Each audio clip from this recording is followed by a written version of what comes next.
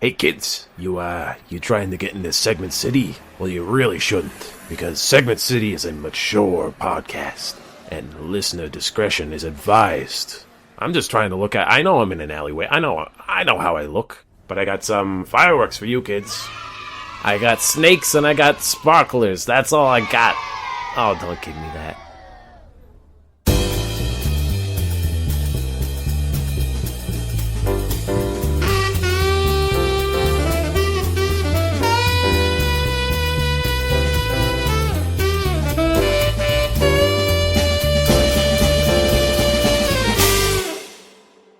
I recently went for my physical at the doctor's, just kind of basic stuff.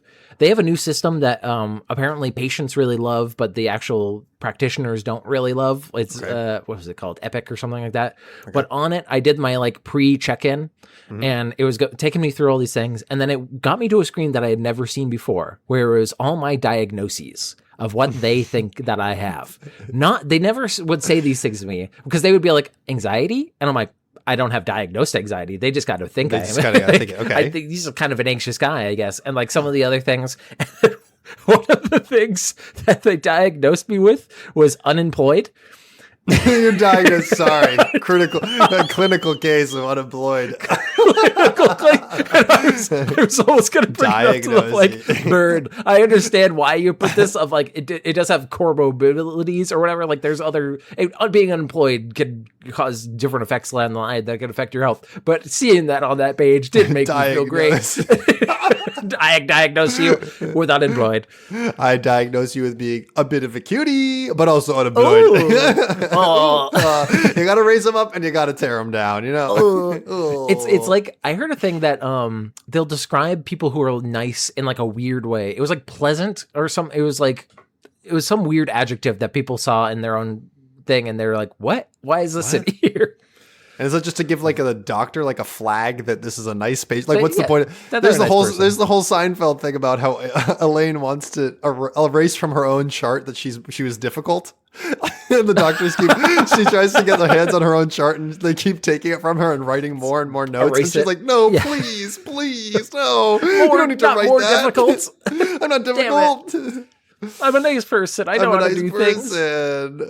Oh man, and you know diagnoses tough. I mean, it's good to know. It's good to know what the doctor thinks of you. I feel like the doctor, whenever I go to the doctor is like, "How you doing? How you been doing? Everything going well with you?" And my doctor acts like we hung out last week.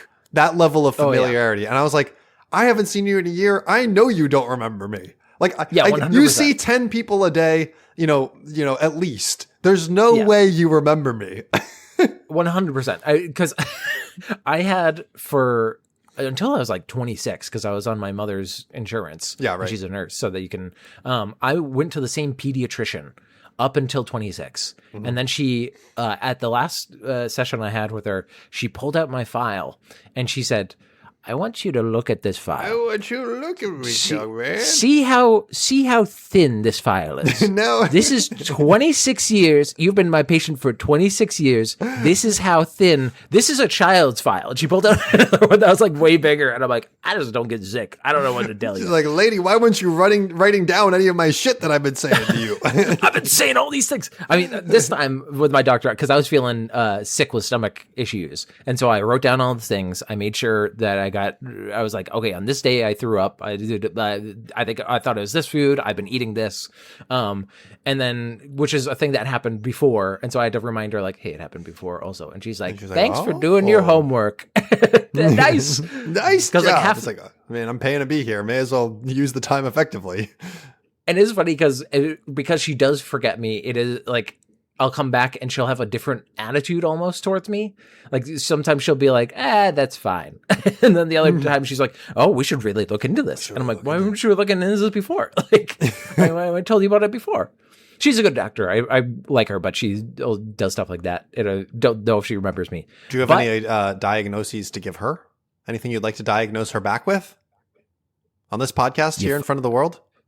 She's fired. She's diagnosed with unemployment. Diagnosed with unemployment. Ooh, tough way to find out over the airwaves, too. Got him. Sorry. Actually, diagnosed with, "I'm stealing your job. I'm the doctor now." I'm the doctor now. Well, here in Segment City, a lot of people claim to be doctors. We have very loose requirements. We have bad systems for for keeping track of these things. So I've gone down a lot of alleyways, and they're like, "I'm a doctor. Do you need a new leg?" Whoa! But you know what? My name is Will Kane, and I'm diagnosed with unemployed. There's no better little tagline for me than that. And I'm Theo Sapagos, and if you need to come over to the BBL doctor, you're coming down to my office. Come on down. Don't get those. It's a fire sale, flash sale. Come on down, 2 for 1. You can get two cheeks for the price of one. Those are like now one of the most dangerous operations we could get. It was never good. They were always dangerous. No. We just didn't know the stats, I think. Yeah, it was. I think. Yeah, it's. I would not want to get that. But this is a podcast in which Theo and I dumpster dive our way through the internet. We get those good comedy morsels. We make them into segments to make you and us laugh. So this week, we're going to start with a Will Stupid Thought. I went to a party recently, and there was a person there that made me come up with this. Hopefully, this is not going to drag him too much. Though he's not going to find this podcast, but I'll try to make it nice as much as possible. But how many people out there think they're the most charismatic person in the world, but really just kind of suck the air out of the room? Oh, yeah. The energy vampire that doesn't know. It's tough. Yeah. Tough gig. Tough that someone doesn't know that they're not necessarily bringing the party to a room. It's a big nerd thing. Because we hang out with nerds a lot, and in college happened a lot because it's a certain kind of vibe, a certain silence that comes over the room because you can see it for them where they're like sometimes go, actually, and then you like everyone just kind of like goes and turns to them and they go, and then they keep going with the story and you're like, where is this story going? I can't interrupt. We're on a long walk here. I'm trying to try to get us on segues out of it. Keeps going on these things. He was a nice guy, but he was also a guy that literally looked like you made a nerd in a lab. Like he had the ponytail, he had glasses. He had a Dungeons diagnosed with being clinical levels of nerd. You're never going to recover. I have to say, my wife and I have started watching Jeopardy. We were keeping up with Jeopardy. Every single one of those people looks like they were made in a lab to be a nerd. Absolutely. It's actually so refreshing. It's so refreshing to see people on television that I'm like, oh, these people look like normal ass people. Like, yeah, they've clearly been, like they're on TV. So a makeup crew took a pass and they've been outfitted, they've been dressed, but they're still just like, they're nerds. Took a pass implies that they failed. They tried. Let me do a pass. Yeah, they took a pass. But with Jeopardy, I feel like it's a different subsection of nerd, of scholastic nerd, of like scientists, librarians, like a lot of sweaters. Whereas this guy was wearing it was the Dungeons and Dragons original, book with the dragon, like breathing fire on a dwarf, except apparently it was dungeon meshy. Like it was an anime like version of it. And I'm like, that's double trouble, my man. That's crazy, man. You've double dipped. You double dipped. You can't. And he was nice. Like, I don't want to rag on this guy too much. He was very nice, and he gave me some good RPG book recommendations. But also, he started showing us some Japanese game show stuff. And you're shaking your head. One of them, they were like fine, but he was like wanting us to watch the entire fucking episode. While I'm like, I got it, because one of them was what you do is you in that situation, if you like something, you have to have a fun anecdote about the show that you share with the group, and then you let them inquire more if they want to, and you move on. You don't grind it to a whole 25-minute episode or whatever. Absolutely not. No. Because one of the things was literally just a bunch of comedians that were they would taste test blindfolded a certain product, in this case ketchup, and seeing if they then can take it off, and there's a bunch of bottles in front of them, and they have to taste test and see if they can find which one. Okay, seems fine. That's seems like fine content. That's 5 minutes. 5 minutes, please. Right. The second thing that he showed was very funny because it was the same group of comedians, but one of them lost some challenge. And so for an entire day, the other people got to throw pies in his face. And the comedic timing that they were employing was so fucking funny because he got the newspaper out and then they immediately slammed it into the newspaper. Like, it was more funny for them to throw it into the objects than anything else. Like, he obviously wanted to interact with the thing, and they're like, it's pie now. Yeah, and he had to ignore them completely. Like, that was part of the challenge. That's really good.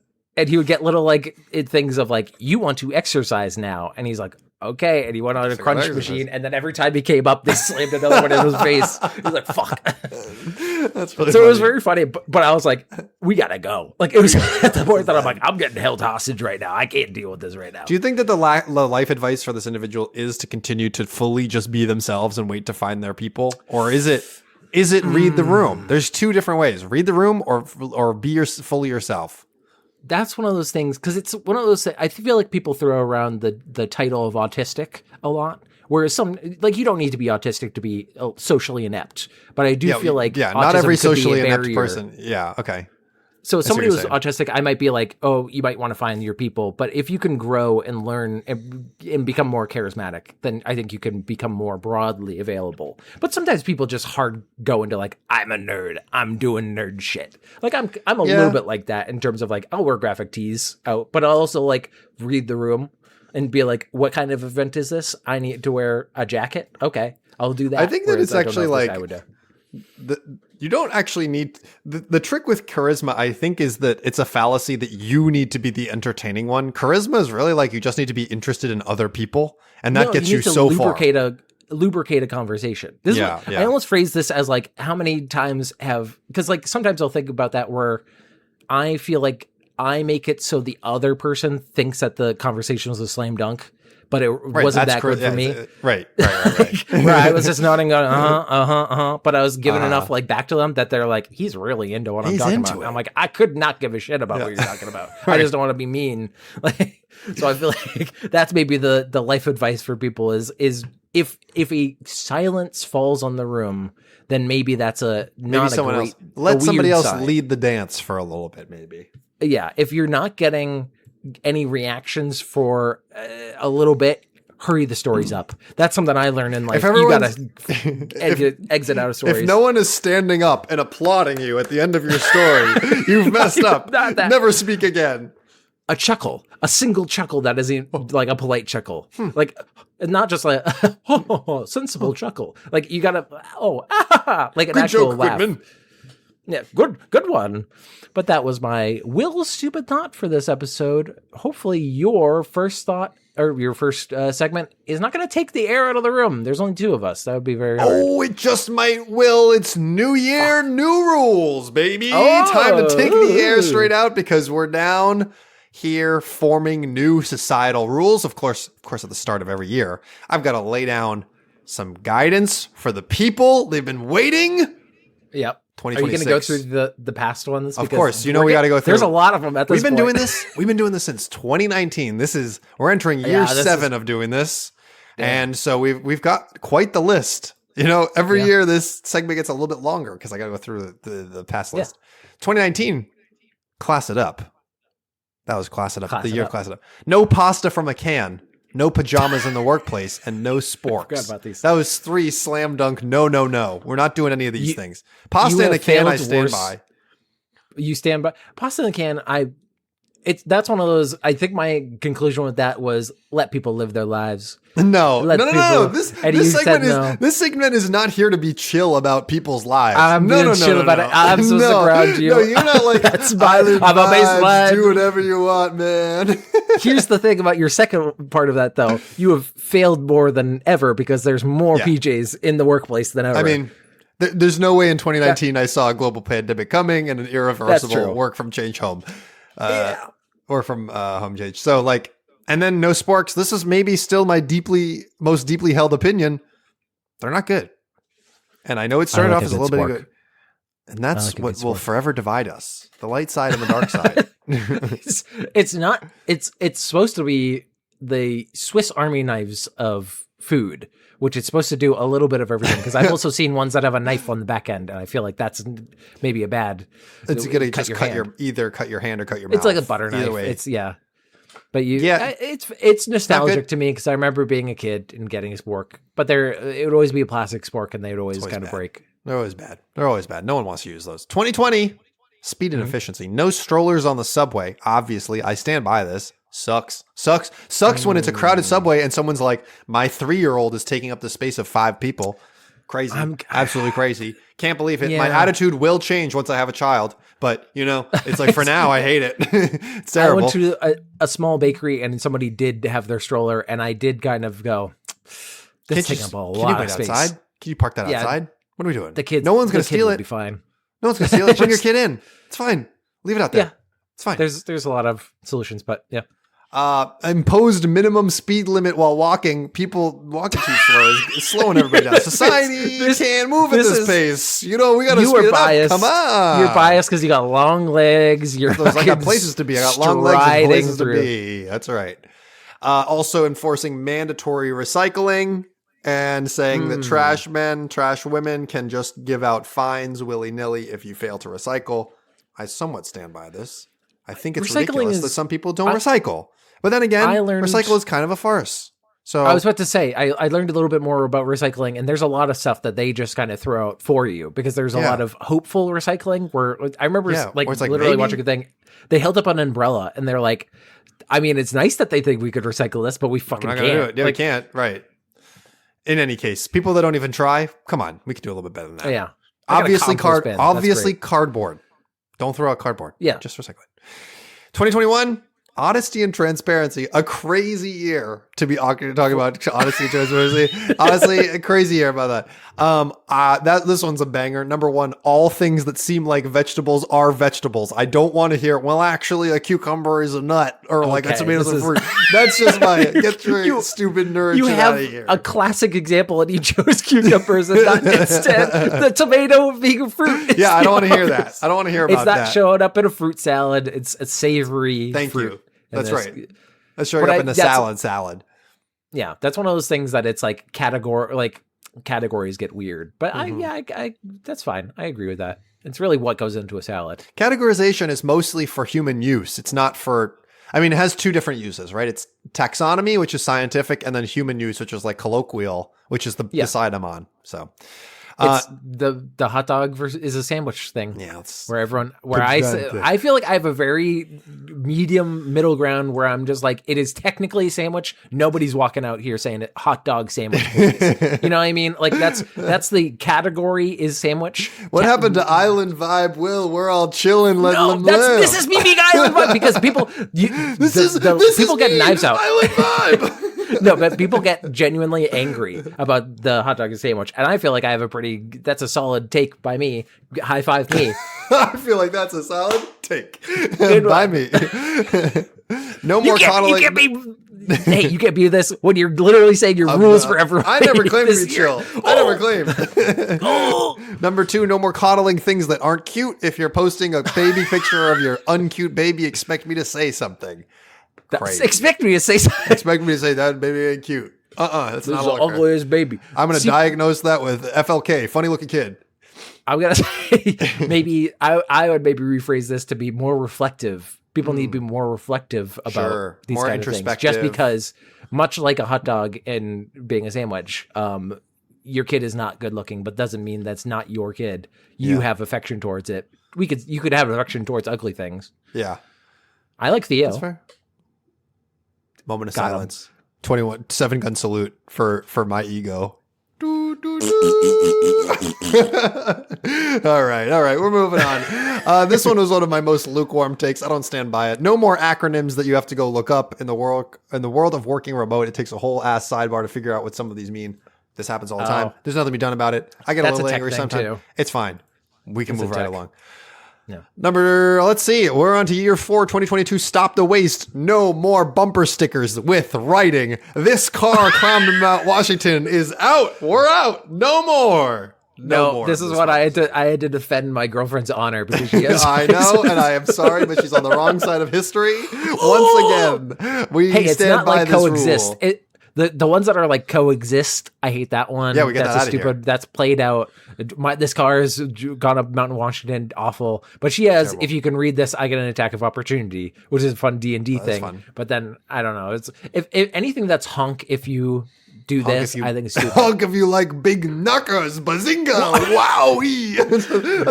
That's like what I always Honk if you got a great ass, yeah, baby. see, it's like something like that. We can't have that. We got to get that out of here. Number 2, no more mini condiment packets. Ugh, I hate the tiny ketchup. Let's do better. Can I add a thing to this, actually? Sure. Stop giving me fucking plastic cutlery.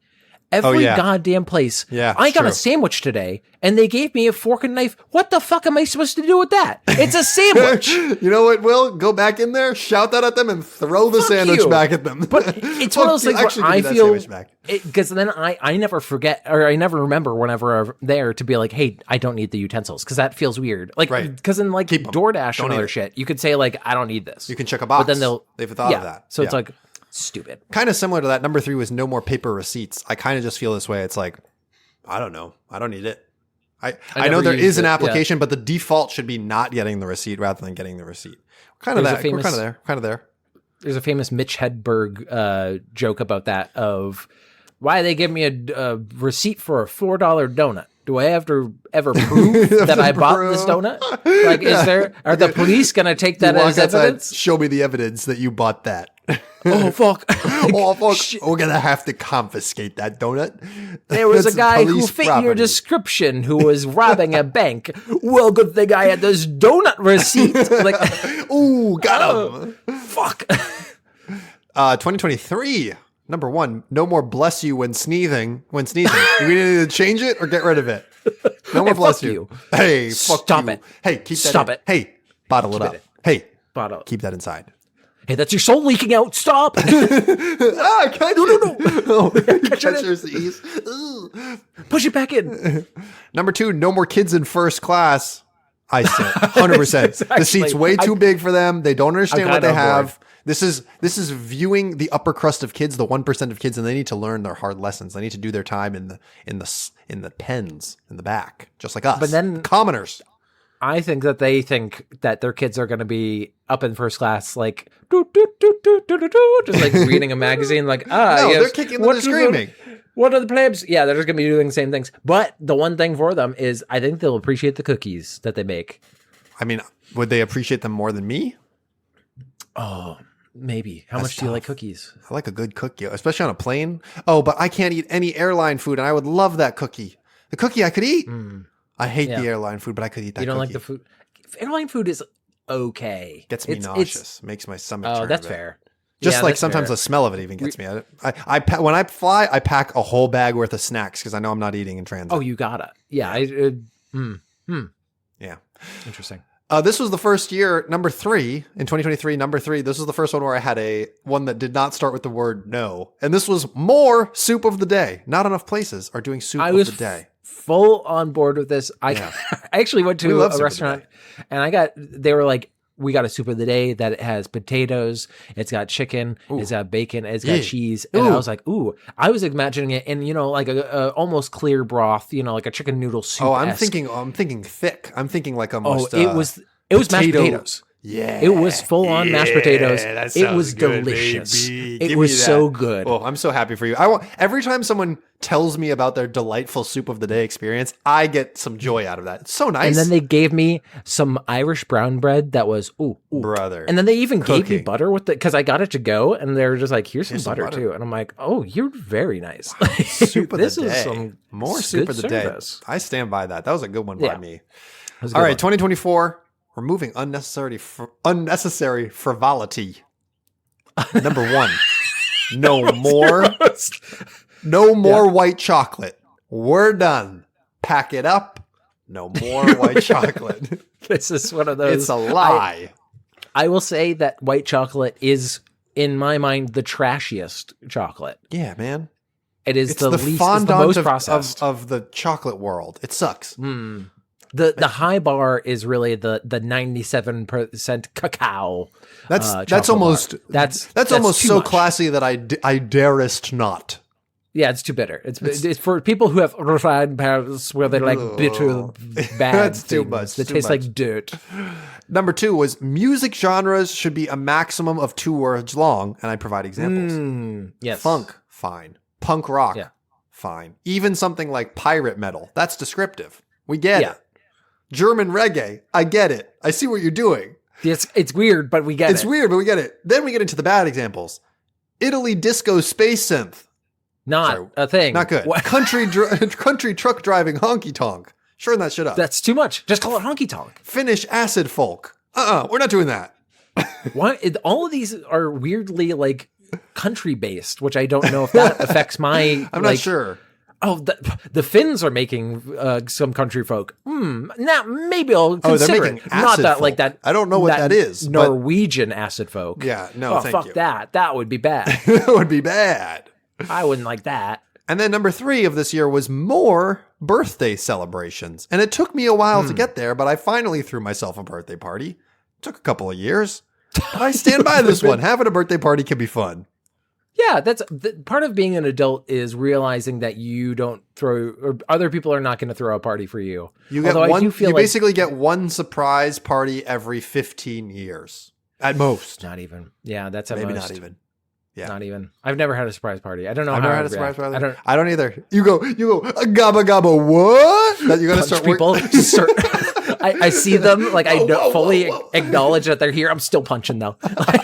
This is what you get. Friend. Bah, bah, take that. Gotta get them. 2025. We're up to last year, and let's see how we did. Year in review. No more GoPros. No one cares about your extremely average life. Are you really ever going to rewatch footage of your hiking? And I stand by this. This is stupid, and no one should be doing it. That example, sure. The only example for GoPros that I'm going to accept is if you're doing a filmmaking thing and it's a cool POV shot, that's cool. Or for dash cams. Because I've seen so many videos of people getting saved on insurance because of dash cams. That's fine. But yes, it's like going to a concert and filming. Yeah, taking a photo of a firework. You're not looking at that. What are you doing? Yeah. Yeah. Even the 30 seconds that I do for when I go to concerts, I don't watch that. Like, no, it's mostly just to remember that you were there. That's fine. Yeah. But like, don't be GoProing average things. Thank you. I'm glad. I said this to one of my other friends, and he was like, "No, you gotta have GoPros." And I was like, "Who? What are you talking about? Are you gonna get assaulted by a bear? Like, what's it for? Like, awesome. It's not defensive. Officer, look, I have footage. You have footage? You were in the middle of nowhere. What do you mean? You're missing your legs. Of course, you got attacked by a bear. Like, no, we believe you. Hold him liable. Oh, but you could ID the bear with the footage. No. We can't. ID the bear. Number 2, no more birthday cards. Instead, just give the money you would have spent on the card to the person. Let it be done. And I hate to say this, Will, but not only did I do a complete 180 on this, I went down the road the other direction. Really? This past year was a year which I took up as a hobby, making pop-up cards for people. You made pop-up cards? Yeah, it's a fun little hobby to do. I just made one for my father who had his birthday. I gave him a pop-up card. It's a fun meditative little thing you can do. And I will say asterisk to no more birthday cards is like I'm allowing homemade things. I think homemade things in general are fun. I have 2 things. One, where I thought I went the other direction. I thought you were going to buy pop-up cards that also have music. Music and cards. No, have a recording of me singing a song on them when you open that. Happy birthday to you. Yeah. Oh no, it's a nightmare. Absolute nightmare. Do you remember they used to show ads on TV for these stuffed animals that you could like record a message in and then the kid could play the message? What kid was doing that? That used to be like, that went back into like the 80s. There was a Teddy Ruxpin, I think, or something like that. Is that a real literally real had thing? a tape recorder in it. Like, it was crazy because it was fucking 80s. So you had to tape. like, honey, we need to put another tape in the bear. Like, what? I just imagine that like 1 out of every 3 of those messages was, is this thing on? How do I know when to start? Okay, tell me when to start. Is this like, is it going? And the kid would listen to that before bed every night. I think literally every child of a certain age, probably up to now, has had an experience where older members of their family interact with something like, there's like parrots that I've seen that are mechanical parrots that will parrot back what you just said in a weird like voice, and they howl in laughter. The stupidest fucking bullshit. They love it. They love it. Dang, I'm out of touch with the youths. I got to get it with Gen Alpha. I got to see what they're up to. You got to get a big bad with bass. You got to get a big bad bass. Going down to the water. I'll start singing at you. Anyway, but my second point about making homemade cards is a little bit of a trap, though, because then people start expecting it. Oh, I'm going to do it I want to do it very infrequently so that no one knows when it's coming. People still fucking do. I got yelled at by a family member because I made a card for my dad and I didn't make a card for this person. You got yelled at? First of all, the audacity, that's my father. I am his spawn. I am his heir. You don't get a card unless I'm your spawn. My father just had a hip replacement. So it was a double trouble. Like, it is, of course I was going to go a little extra for that. I was like, this feels fine. Like, I'm going to go a little extra. And he's like, can't believe you didn't do it for me. And I'm like, I got you a card. Like, that's crazy. I bought you a card. You would demand that of me. It was also with somebody that we had talked about. We don't, this exact same conversation. I don't care about cards. I don't care about yeah, and then it's all fun and games until it's cards. You who's on the receiving end. You know? Yeah. I have like a card from my grandparents that have passed away, and that is like basically sentimental. It. Yeah, sentimental. Yeah, sentimental. Yeah. Number 3, more houseplants. However many you have right now, double it at least by the end of the year. I will say I don't think I doubled my houseplants, but I definitely have more than I started last year with. Probably like 2 or 3 more. I think they're beautiful. I think they're great. You have to have a very clear line of who is watering the plants. Unfortunately, I've fallen on that sword in my household. I don't want it to be me, but it is, nonetheless. Because the problem with my household is Annie does not water the plants. So you are the plant father. So you are the keeper of plants. No, I don't, because she hasn't told me how to take care of the plants. Oh, it's true. So there are sometimes specific directions. So I'm just like, these things are just dying. We just have a graveyard of plants in our home. It's not great. Yeah. Well, Will, we're up to 2026 this year. Yeah. I'm ready for the new ones. I'm ready to yell at you. I've gone from chill Will to to riled up. That's how it goes. Riled. Yeah. Yeah, that's how it goes. I think you're going to love this first one. Oh. This is the year of billiards. We're all getting good. No ping pong, no foosball, no air hockey. It's billiards time, baby. 2026. Wow. It's time to play some pool. Let's get down and play some snooker, some billiards, whatever you want to call it. We're all getting good in 2026. I got 2 questions for you. Uh-huh. One, what made you go full in on billiards? And 2, has this been a year by year thing that you just haven't told me? Where last year you're like, it was ping pong. I didn't tell you it was ping pong, but it was ping pong last year. You missed it. I'm like, 2024 was air hockey. I can't believe you weren't there. No. What about bocce ball? What was bocce ball? No, this is the year of billiards, Will. And I've always wanted to get good at pool, and this is the year it happens. This is the year it's going to happen. Did he see a cool movie where somebody was being like a shark, where they're just like getting in it all? No, I told you I watched Marty Supreme, and I watched him, and I said, what a fucking dork playing ping pong like a rube. You should have been playing. If this movie was about billiards, I would have been all in. Marty? Yeah. Martin, if that is your real name. Because there is a certain ambiance there, because there used to be billiard halls. They might still exist. They still exist. Which is wild to think about. That they just were like, all right, everybody, we bought a bunch of tables. Come on in. Well, there's one not 10 minutes from my house. This is where I intend to get good at billiards. If you need to find me, I'm down at the billiards hall. This could be an outing for us. We've got a big outing. Because I would go to a billiards hall. I would fucking play some pool. Because whenever I play pool, I do kind of like it. It's fun. But I'm bad at it. You kind of just you're just hanging around. You're chatting. You're having maybe a beer.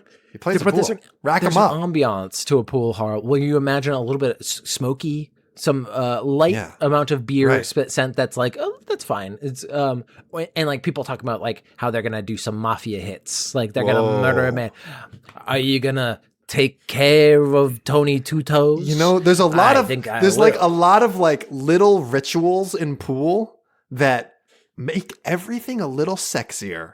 It's just everyone's a little sexier at a pool hall. Because I did the thing where it was the chalk on the top. people can't see it. I did it on the cue, the hand motion because you got to do it. It's part of the whole. It's sort of suggestive. I don't know. It's a little. I don't know why you're big. You're like the smoky ambiance. Ooh, who's that over there? When you see the pool stick is like the phallus. See, you ruined it to me. And when you put the dust on the top of it, it is like something your mother. Thanks, German guy. Freud, Anyways, it's me, Freud. I'm here to tell you that no, you're attracted to your mother. I'm not attracted to my mother. Not me. Couldn't be me. Oh, but Mom, you're looking great. Number 2. I don't know who's out here disagreeing with me on this one. No more music in public spaces. I don't want to hear your shitty soundtrack in the mall, in the airplane, at the pool. I don't want to hear a specification for it? Because live music is fine. If it's an event, absolutely, if you're going to Ukrainian Day or something downtown, you hear some Ukrainian music, great. That's great. You're talking about some jackass who doesn't have headphones holding up his phone to his head to listen to his shitty SoundCloud rapping. Which that's a very specific example, but it's happened so many times that it's basically the archetype. You know, when you're in the White Mountains, you've gotten out of the city, you're enjoying your time, you're hiking through the woods, and what's that? What's that distance? Wafting through the air? Yeah, it's just exactly. It's just some jackass playing some like EDM in the middle of the mountains. Dude, just listen to nature. Chill. Just chill out. I felt this so acutely when I was at a pool. And you know, you sit by the side of the pool, and there was a DJ at the pool, and they were playing nonstop country music, and I couldn't take it. I was like turning to my wife and being like, I'm gonna fucking lose it. I'm gonna lose it. Like I'm trying to relax and read a book, and it's like a long neck, ice cold beer never broke my heart. It's like come on. I did get it more specific. I will broaden it to music doesn't need to be everywhere. It's because like a DJ at a pool. Yeah, I don't need that. Don't need that. I don't need somebody out here listening, but it's brain rot. People not being able to pay attention or thinking it's crazy. Like sometimes I fall into this when I'm just kind of like sweeping, and sometimes I'll be like, "Oh, I'm not even listening to music. Let me listen to music." But then I'll be like, "But I was fine.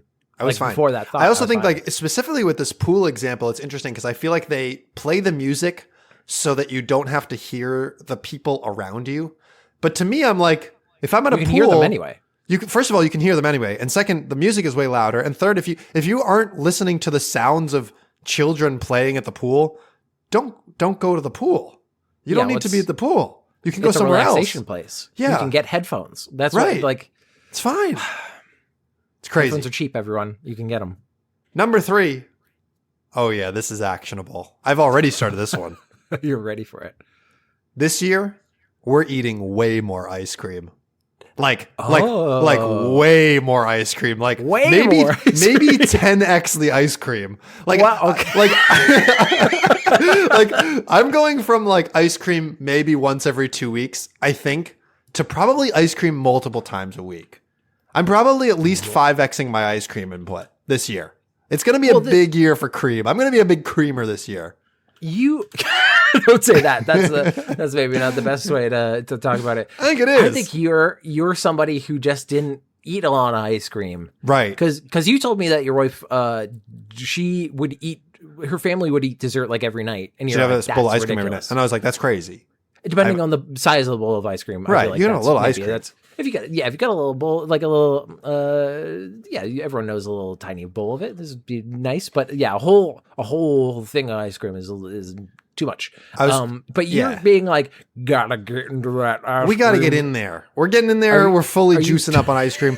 I did get an ice cream maker for myself, and that is partially what's driving this. I mean, almost entirely driving this. But I'm making it a rule, not just for myself, but I'm thinking out there in the world, everyone. We got to be eating more cream, you know. Like, we got to be eating more ice cream out here. Hey, Theo, in America, I got to break it to you. People are already living that life.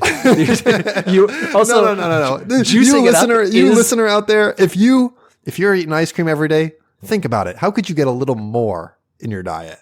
juicing up is exactly what's going to happen because you're going to get fat. You're going to plump up. You're going to pump up. Oh, God, this is too much ice cream. It's all going to my like waist. 3 months, I'm complaining like my chair keeps making a lot of noises I've never heard before. They're saying I'm pre-diabetic. What does that mean? They say I'm post-diabetic. What is that? What is that? My toes are feeling weird. We're living in a post-diabetic society. So I think this is you looking for more caloric ways to make happiness in your life. You know what? That's a nice fine, sentiment. Right? But I think also part of this is we're eating more interesting kinds of ice cream. We're venturing out from the standard, Ben & Jerry's does a pretty good job with flavors, but we can get more creative. I have on the books, I have some plans to make a turmeric ice cream with maybe some hazelnuts. And I think that like just broaden your horizons, because once you start viewing the world from the ice cream lens, everything is ice cream. Everything. Give me that chicken in ice cream form. Oh, that's not good. Maybe that's a bad example. That's a bad one. But you know what? My brother makes some ice cream. That's something that he's kind of pigeonholed himself into, because he has been like, and then everyone expects me to bring the ice cream, but he's made some. I don't like. I've never really had grape nut cereal. He made a grape nut ice cream that with like chunks of it. It was so fucking good because it made it like grape nuts very hard, and so it softened it to the perfect amount. I was like, I gotta get it on this grape nuts. Okay, all right, grape nuts. Good to know. Can I offer, kind of combining with our earlier one? Sure. More ice creams of the day. More ice creams of the day. What's the ice cream of the day? What's on tap today? Going to Ben & Jerry's. I want the ice cream of the day. Right. It could be. I want them to be experimenting. I'm maybe not going to get it, but I want to see that they have butterscotch peanut butter. And you're like, okay, Yeah, we took cumin ice cream. You say white rice ice cream. White rice. Interesting. I do think that rice pudding ice cream would be very good, or a horchata ice cream. Both of those are both those are like spins on cinnamon. Yeah, cinnamon. It's got that thickness to it. It's got the spices in there. So I think more ice cream and more variety of ice cream. Just getting a little crazy with it. But I've really skewed this year surprisingly positive. And I think next year we might be due for crashing back down to reality. But this year we're flying high. I like this because it is a time capsule of how we're feeling each year, or how you're feeling each year. Sometimes you're on the train a lot and you say, fuck these kids. But then you stop going on the train and you're like, I'm not thinking about these kids anymore. I'm not thinking about these kids anymore. I'm thinking about billiards and ice cream this year. Which maybe is in direct opposition to the world and how negative things tend to be. But you're like, I'm gonna be aiming for the cue ball, and I'm gonna be looking like the cue ball. That's my league. That's my year.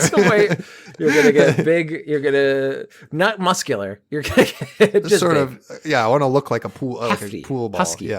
Yeah, that'll be nice. Yeah, and also get the music out of my face. So we'll see how we do with 2026. We did all right. We did okay with 2025. We'll do even better with 2026.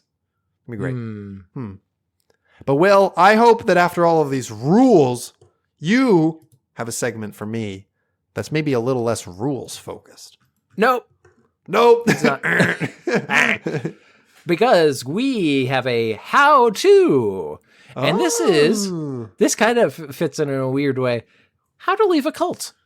How to leave a cult. How to get out of this cult. Gotta get out of this cult. This is gonna relate to another segment that I had planned that I'm gonna save it for next week because it's one that's a little heftier, so I'm gonna leave it for that. But it's not always obvious when a group is a cult, and by the time you realize you're involved with them, getting away can be difficult. I feel like sometimes it's pretty obvious when it's a cult, and people still don't leave them. It's very obvious to people outside the organization, but people inside can tend to get a little bit narrow focused.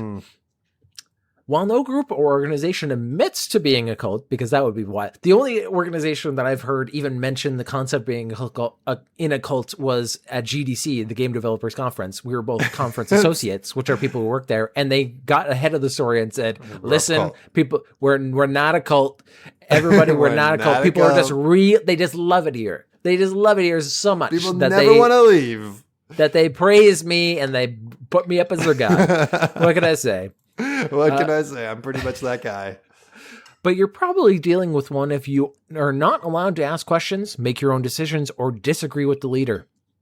Anyone can get pulled into a cult, but not everyone has the courage to leave and rejoin mainstream society. Also, I just realized that all the things that they said for a cult were a lot of the corporations I worked at. You can't ask questions, make your own decisions, or disagree with the leader. Those are all things that I experienced. Yeah, check. Check. You can escape a cult by planning your getaway carefully and finding ways to recover from spiritual and emotional abuse. So part 1, getting away. Pack your things. If you are in a cult that lives in a compound, shared living situation such as subdivision, commune, or shared home, pack a bag for leaving. Bring a change of clothes, practical items like your cell phone and ID. Maybe not cell phone because they could maybe track you. Yeah, maybe. What if your ID was from the cult? It was like, I don't have a driver's license. I just got this. Scientology, Rob. There you go. In anything of sentimental value, this picture of L. Ron Hubbard will take me through the hard times. I mean, so far they're just describing like, if you suddenly need to leave home for any reason. Yeah, if you're in an abusive relationship or like anything like that, this is very similar to that. Stow your bag away where no one will find it until you're ready to go, which is, there's a, like having a go bag. I always thought that would be cool. You can have a go. You don't have a go bag? You should just make, if you like the idea, make yourself a go bag.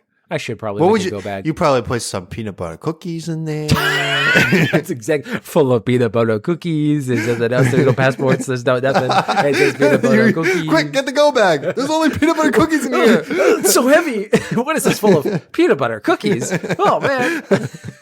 But have you ever seen the Bourne, any of the Bourne movies, like Bourne Identity, Supremacy? A long while ago. Does he have a go bag? There's one scene where he goes to like a German bank or something and he opens up and he finds like a gun and a bunch of cash and a bunch of passports. And then for some reason, the trash bin in there was like a zip up bag. It was like a drawstring bag. Okay. And then he like puts all the stuff in there and then immediately takes it and like throws it over his shoulder. And I'm like, that's sick. I would want that. Yeah, it's like, cool. Get me that. I want that. Yeah. It's a nice one. I think I even saw Adam Savage, who was on Mythbusters, because he now just like makes fun stuff on his YouTube channel. And he made that bag. And I was like, also a fan of that bag. Also that bag. Like, I want to go back like this. A fellow fan of that bag. I see. Yeah. If you think you may have to leave at a moment's notice, keep your cell phone, your ID, and any money or valuables with you. If you think someone might find your bag, don't take the risk of packing. Plan to leave your possessions behind if you need to. And think about possible answers in case someone questions why you're packing. Hey, I noticed that you brought your toothbrush. And nobody brings their toothbrush unless they're fucking leaving, John. What are you doing? You're trying to leave the cult. No, I just really value the Tooth Fairy's work and I want to make sure that she's valued. I just want to see, I'm bringing it to the store to get the same exact type of toothbrush you see. I like Colgate the best, but I need the specific one I like. 2, make a list of people who could help you. Think about every person you know outside the cult that could possibly help you in some way. This could be a friend, a doctor, a neighbor, classmate, anyone. Write each of their names down and write that they may be able to help you with next to their name. I wouldn't do this step. I wouldn't honestly. do that. And their contact information, I wouldn't do that. You're would having a written trail of where you might be going. That's a list of people that might have helped you that you might still be with. Yeah. Yeah, that's not a good piece of advice. But 3, find a place to stay. If you're leaving a live-in cult arrangement, try to line up a safe place to stay in advance. Consider staying with family or friends who aren't involved in the cult, or search for shelters in your area. 4, find an opportunity to get away. If you're not allowed to come and go freely, you may be able to make a break for it when other people visit the cults, or when you're taken outside the cult's shared home or community. Otherwise, take the bus. If there's a nearby bus stop, call a taxi and to come and get you, or ask a friend or family to pick you up. Some of these things are tough because if you were born into the cult and don't really have, because I've seen a lot of cult programs and a lot of people will be born into it to the point that they're like, I don't have money. I don't know anybody how outside. Buses work. Yeah, I don't know anyone outside. So this is one of those things of like, if you can, these are all good ways to get out of it. 5, stop attending services or meetings. Yeah, that seems like seems good. Maybe. Yeah, it seems baseline. If you're living on your own, break ties with the cult by not going to meetings anymore. Plan to do something else during that time. If you're idle, you may end up talking yourself into going back to the group. For instance, visit a friend or family member during the time you usually spend at meetings. Be prepared for questions from the other group members. Yeah, this is the hard part about that, because if you start missing things, people do notice if it's a small cult. Decide ahead of time how you'll respond and how you'll avoid getting pulled back. I had diarrhea I'm all starting day? a small business selling toothbrushes. Can you give me a loan? And everyone goes, oh, no, please leave. Sure, here's Nice. $800,000 to start on your journey. What? Sorry, what?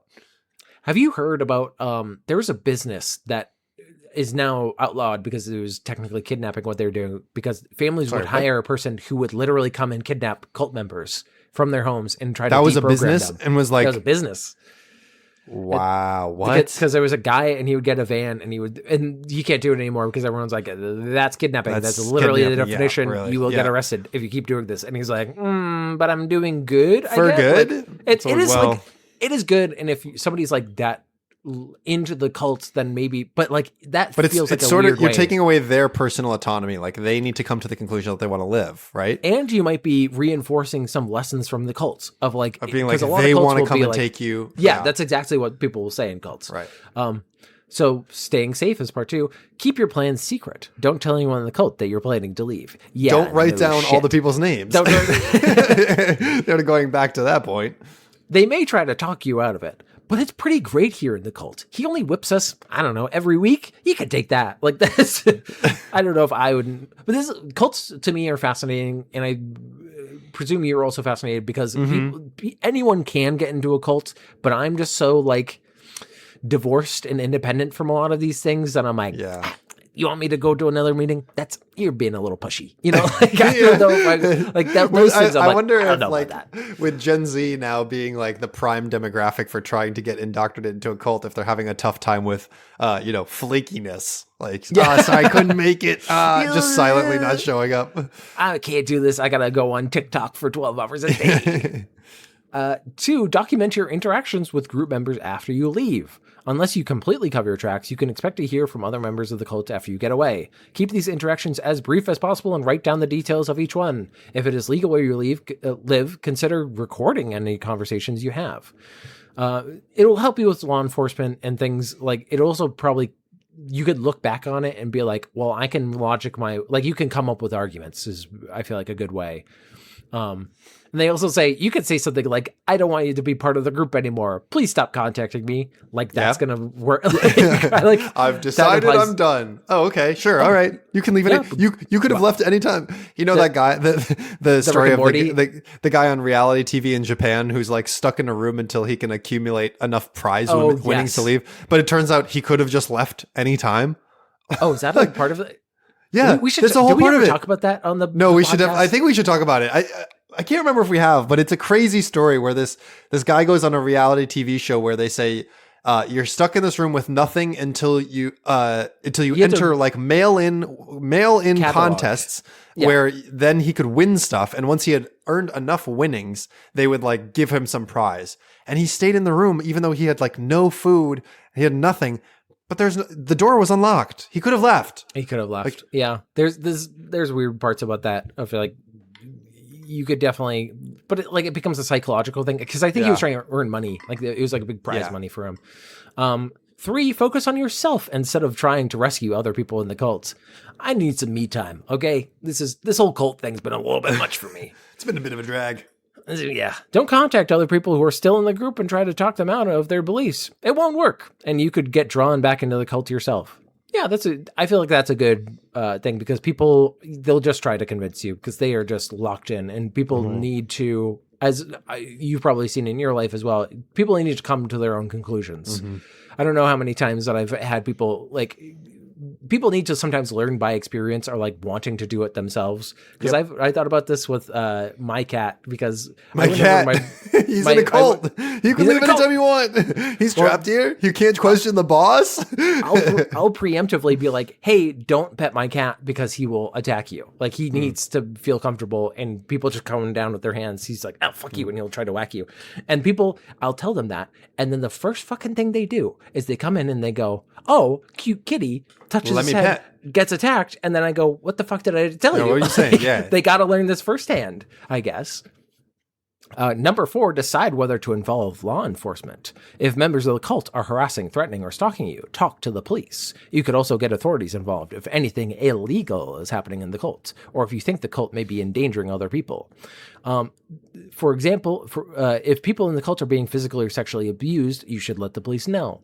This is one of those things that is good in theory. In a lot of the cult programs that I've seen, doesn't always work out in practice because police either don't have the willingness or the jurisdiction to do a lot of shit. Or if like the cult has like political sway enough to make it sort That's of also, like they just sort of There's one really fucked up one that was like French Canadian, and they're in the wilderness with kids, and they were like doing terrible things, and the CPS would be called, and then they would like clean it all up and be like, "See, we're doing great, we're fine." And then that's crazy. So it's hard to do. Part 3, recovering emotionally. Work on your boundaries. Yep, that's a bit. We all need to work on our boundaries. Stay strong in your decision to leave the cult. Remind yourself why you want to get away, and tell any current members of the group that you don't want to talk to them. So make your own decisions, because somebody's been making those decisions for you all this time. 2, keep in mind that many cults are well-intentioned and may do many good things. This feels like a weird kind of That seems like a weird turn. Like maybe don't include that one if you're telling people boundaries. Except for but they do so much good things for the world. Yeah, this is an abusive relationship thing, and they're giving you the advice of like, think about the good times with Mark before he hit you. Like, what? But realize that the cult is warning people that the spaghetti monster is coming. That could be good for them if they knew. They kind of save it with, you can do good things independently and make the world better without belonging to that group. You don't have to live in fear, obey rigid rules of conduct, endure the attitude of the leaders, or allow them to control your thoughts and feelings. Because that's the main problem in abuse of cults. Is like for example, the people of Jonestown, Jim Jones, he like genuinely helped race relations in Indianapolis, I think it was, because he was like one of the few leaders that was like, he would go to local businesses and be like, if you let my people from my church come in here and eat, even though they're black, we will like fill the house. You will like for this quiet part of your day. And they're like, oh, okay. So he was like actually helping out, and then he went fucking crazy and obsessive, and that's where it gets bad. 3, seek support from people you know outside the cults. Many people will be sympathetic to you, even if you don't fully understand the challenges you're facing. This is a tough one because that implies you're like, I'm in a cult. And people are like, that's bad to be in a cult. But like, you might not realize that you're in a cult. Like, you'd be like, I'm just part of a religious organization that is not a cult. Yeah. And so maybe like, if you're wishy-washy, they'll maybe not take it as seriously. I don't know. But so readjust to life outside the cult by spending time with your family, friends, and other people who care about you. This is another one of like, if you've ostracized all those people, that's maybe that's tough. Yeah, found family at that point. You may also want to look for a support group for survivors of spiritual abuse. That is also a good thing. Connect with others like you through support groups online. There are many other support groups that are created specifically for people previously in cults. They have a very specific link to cultrecovery101.com. I don't know if that's a good, don't take it from this podcast of a couple of idiots. I got to look at the link to see if it looks okay. The title for it is so pixelated. And like from the 90s? No, the banner for it is Cult Recovery 101. And it's obviously a smaller image that they just blew up to be the entire banner. Oh yeah, look at that. This is a very basic website. This looks like iwaspoisoned.com a little bit. A little bit. This looks a little forum-y. Yeah. So, that's still good advice. Be prepared for the cult to shun you. Once the group realizes you aren't coming back, they will probably cut off contact with you. Being rejected by people you were once close to can hurt a lot, even if those people are part of a destructive ideology. To cope, lean on your new support network and to fill your time with productive activities like work or school. This is another tough one because when people leave the cults, they then become a focus of the cult. They become an enemy of the cult. Right, and they become the pariah. Yeah. On those enemies, because that's happened so many times in cults that I've heard about. And then they start harassing them, and it becomes a whole thing where they're like, "Oh, fuck you, then you're the Antichrist." 6, learn about other people's experiences leaving the cult. Reach out to other people who may have left the cult and ask them how they adjusted. This is good advice to me, especially if there are support networks that I've seen for, like, they'll be a little bit, like, have more of a process for this.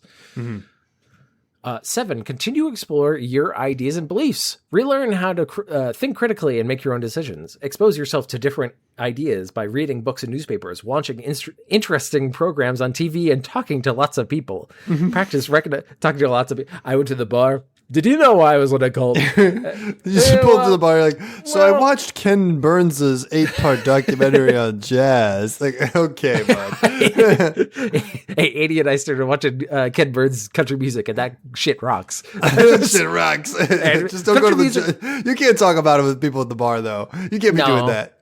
No, that shit rocks. Ken Burns could barely get. That's why he made the documentary, is because he kept on probably ranting to people. Who? Old Hickory Bill? Who? Like, just coming over. I don't know. And these folk singers. I know Johnny Cash, and he's like, I can tell you about Johnny Cash. So this is also one of those things that I'm like, could be. Well, I got a cult, and I learned about this new guy, Andrew Tate. He's got some great ideas. Got a lot of videos out there if you want to watch them. It's a rabbit hole you could fall down. I got out of a rabbit hole and I fell right down another one.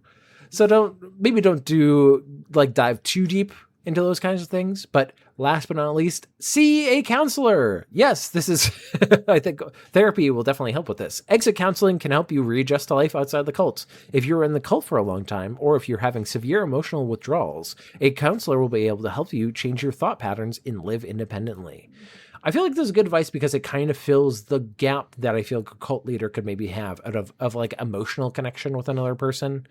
And like being able to talk about your life with a third party that's more going to take advantage of you. Yeah. This is, and then the Q&As, we're going to end with this because they're this is. Give me some of these questions. Who's asking stuff in the comments here? This is something that I'm like starting. Should I leave the cult of AA? Alcoholics Anonymous. I don't know if AA is a cult. I don't think it's a cult. It's meant to help you. Yeah, people are saying, so can I fall off the wagon? Is that good? I'm getting out of this cult, and it's getting me better for being cool.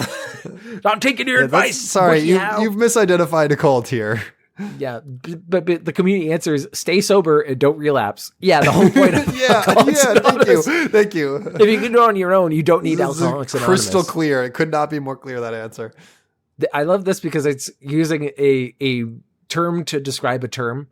What is the term for being debriefed from a cult? It's called deprogramming. Those are the same word. Like you just did a synonym. Yeah. Okay. Sure. What if every third person I see is part of the cult, even outside its physical boundaries? Oh no, I've seen 2 people today. The next person I see is going to be part of the cult. You live and they live, my friend. There are aliens around you. You don't. Every third person you see is part of. Move. Know you are not alone. You must stay strong and know that your survival is worth it and that others also have the knowledge about this cult and have made it out. Some therapists know and help those from this background. Be strong and know you're worth it. Use discernment with new people. So this was a weird hodgepodge of advice. Some that I don't really good, agree with. Maybe some questionable. I can see flaws in the logic. But you know what is not a flaw in this program? It comes to the end. It's got to. It's got to. Everything has to end. I'm part of the cult of this podcast has got to reach the end sometime. And we pray to the hour mark for it to come and finally end the suffering. Yeah.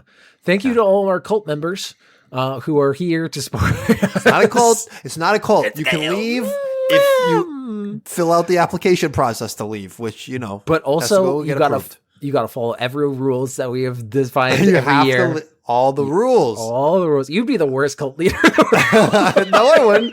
This year I'd be like, this year in the cult, we're playing pool, baby. And everyone's like, yeah. But it would be like, Janet, did you bring your child stroller onto the tee?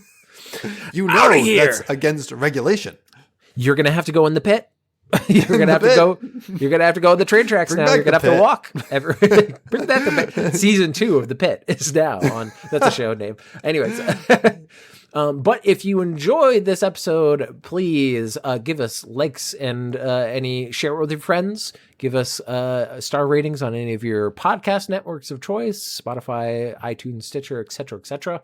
If you have any segments that you want to send to us, send it to segmentcitypodcast@gmail.com. Hit up our YouTube for full episodes. Hit up my YouTube, golly gee willikers, where I got a bunch of videos.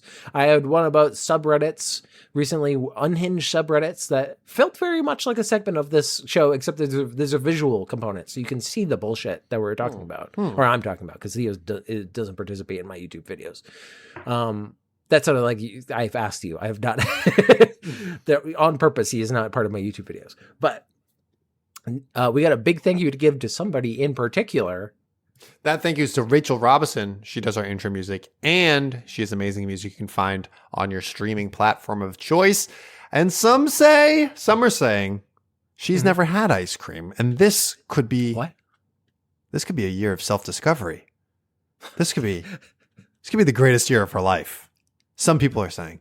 I don't know if that is. I think she's had ice cream. Some people are saying it. Just people are talking. I don't think that's a part of Mormonism. I know they can't drink coffee. That's a part of it. Which is a fun fact about that. That was because people in the founder of Joseph Smith's wife said that she hated coffee and having to make coffee. And so he was like, rule for the religion, no more coffee. See, this is an agenda I like. You could just unilaterally decide you don't like something and people are like, all right, new rule dropped. Get out of here. I could be a cult leader. I like it. don't do that. Now we're going to come to a list of unusual deaths on Wikipedia. We are up to November 14th, 1908, who was Dietrich von Hulsen-Hailseler. What a name. The chief, this is a wild one, by the way. This is very Death of Stalin. Okay. The chief of the German Imperial Military Cabinet suffered a heart attack and died aged 56 after giving a ballet performance to Kaiser Wilhelm II. Okay. He gave a That's good. Yes, good start. Good start. The tutu. I'm imagining the shoes. Good start. He's got and other members of a hunting party staying at this is going to be a tough one. Donaueschingen Palace.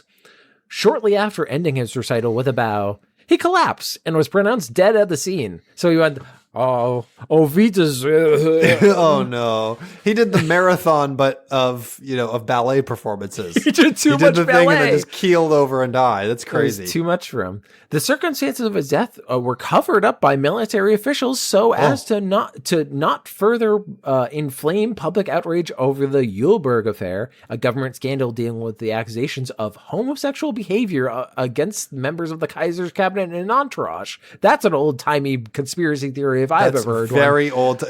You're let them gay. Know. You're all That's gay. It. Cover it up. Cover it all up. They're all gay. They're all sucking each other's Wiener schnitzels, and they're just having. Hey, this is an adult podcast. Sure did say it well. Wiener schnitzels. Yeah.